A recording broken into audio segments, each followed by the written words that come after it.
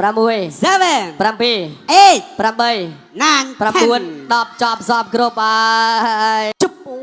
បាច់ជាតិទៅឲ្យកែងរបស់មេឃាបាទកែងម្នាក់លើម្នាក់ក្រោម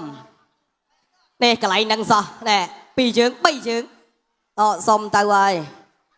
បាទ4លានរៀលផងដែរបាទអញ្ចឹងការខិតខំប្រឹងប្រែងបាទសម្រាប់10000មេឃាបាទលោកទោះបីជាលោកអត់បានចូលទស្សនាផ្ទាល់តែលោកទស្សនាតាមរយៈកញ្ចក់ទូរទស្សន៍ Town Full HD TV ក៏ដូចជា page របស់ពេជ្រពៅកម្លាំងវើកប្រកួតទុនទីជូនដល់គណៈកម្មការបច្ចេកទេសប្រកាសលទ្ធផលជាផ្លូវការជ័យជំនះបានទៅលើបង្គោលក្រហមមិនមេឃាដួលដៃគូបង្គោលខៀវឲ្យសន្លប់នៅក្នុងទឹកទី1បាទអបអរសាទរសម្រាប់កីឡាករនៃព្រះរាជាណាចក្រកម្ពុជា10000មេឃា